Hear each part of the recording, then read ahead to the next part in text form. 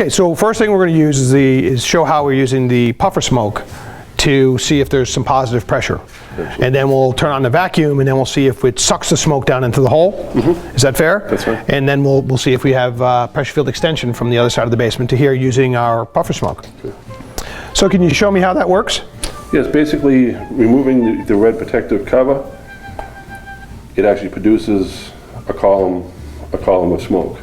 Now, is that heatless smoke?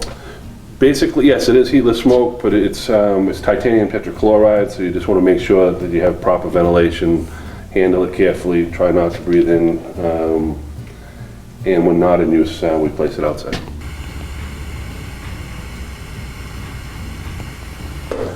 Next one's kind of a step up. This is a Magna Helix. Yes, the Magna Helix basically measuring the same pressure field extension. This is a 0 to 0.25 inch Magna Helix. Is that inches of water column, correct? That is correct. And then there's a surgical tube attached to the side and a small sleeve of aluminum and a cork that basically fits into the test hole. So this we would actually just plug into the test hole. Absolutely. You zero out the machine, plug it in the test hole, see what the pressure is below the slab before we do anything? Absolutely.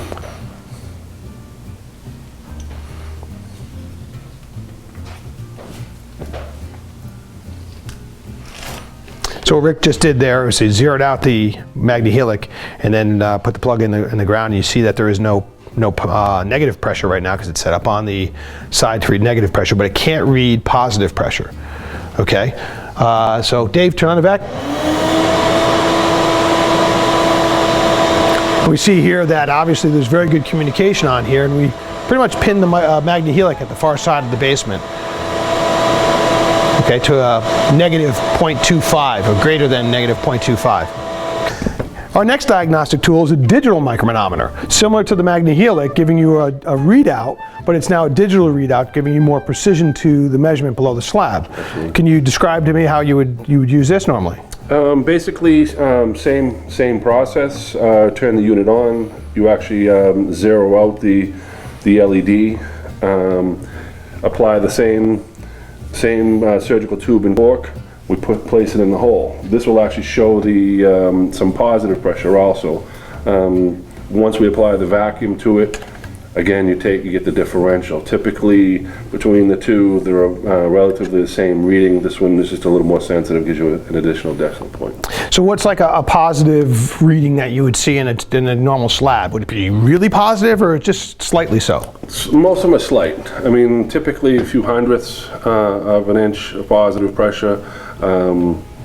Depends on basically the conditions around the house also. High winds can actually manipulate the positive pressure. So the stack effect on the house could actually create, as little as like a thousandth of an inch of water column, Absolutely. which is 0.001 inches of water column, and that's still enough pressure to draw the soil gas through the slab, including the radon? Absolutely it is, yes. Okay, great. So that gives you a little bit more precision in your numbers. Absolutely. So this is a number we would then mark down on our diagnostic form as pre-vac numbers. And now Dave's going to turn on the chop vac. And now we see the negative pressure build very quickly, and this is the farthest point in the basement. 0.295. And it seems to level off at negative 0.295. Usually you see this kind of negative pressure and that quick response when you have a gravel or very, very loose permeable material below the slab. Now the last diagnostic tool we have is the Radonaway GM12. This is a digital microphonometer and also grab sampler, so you could actually measure the radon below the slab too. So is there something different on this in terms of the digital microphonometer side of it?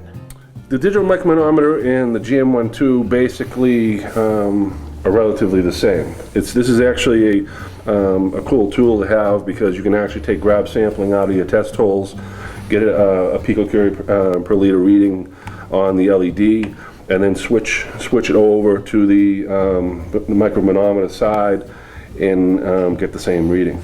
So if I'm in a really difficult to mitigate house and I'm seeing very little airflow from one side of the slab to the other, or poor communication, poor pressure field extension as we say, This would help me map out the radon in different areas. I could find out maybe what the radon level is here compared to the radon level on the other side of the slab. Typically, yes, because what you're doing, the areas that have the least amount of influence under the slab, typically will have a higher concentration at each test point. You'll notice that at some of the test points where you're getting good communication, you have little to no radon being sampled, whereas an area that had little influence, you'd definitely see the spike. So my last question would be, with these 4 test holes that we have around the slab, and radon readings in those test holes, and let's say that we had a really tight soil, when we were running into a tight soil, would I be able to say definitively, I'm never going to come back to this house again if I get good communication in just these 4 test holes? Yeah, never say never, but basically we're not able to drill as many test holes as we want in some cases. In this case right here, we have 4 test holes.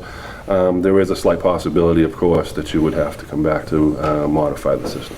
Right, but with this mapping out of this, we feel very confident that once we leave here today, absolutely, that the system that we apply today is going to take care of the radon for years to come. Yes, it increases the confidence from day one, yes. And it all starts with our diagnostics. Diagnostics are king. Great. Okay, start the count. Okay. And what we're hearing now is actually alpha particle decays. So the system has a feature that has an audible, so if you want to actually hear the counts as they're being registered, you could have that feature on.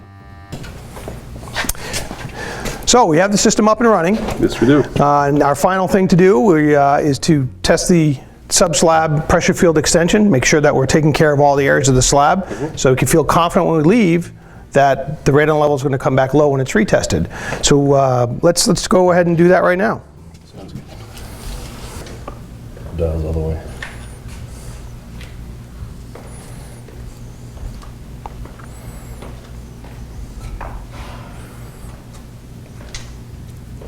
.452. Negative 0.452. That's great.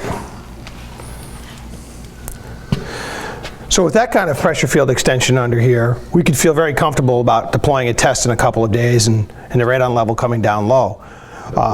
Why do you think we jumped from a negative 0.25 to a negative 0.45 in our readings below the slab? A couple of important factors. One is the cavity that we were able to create into the crushed gravel that was below the slab. It was about a 5-gallon area. And also the perimeter joint and all the floor cracks were sealed with a polyurethane caulking, therefore tightening up the slab and increasing the negative. So more of our air is coming from the gravel and the air that's below the slab instead of the room itself. Isolating the fan's air source to the subslab. Great. Now let's say we had a really tight soil. Yes. Okay, what would be an acceptable negative pressure after you put the fan on to feel comfortable that whatever radon we found was most likely mitigated? I mean, typically a 0.01, but as little as a 0.005 most time is sufficient. But you really want to shoot for that, negative 1/100th of an inch of water column pressure. The more negative, the better, absolutely. More negative, the better. Well, that's great. So we have certainly have plenty of negative pressure here, so we don't have to worry about it here. So let's seal up our test holes, talk to our homeowner, and pack up. Sounds good. Great. Thank you. Good job.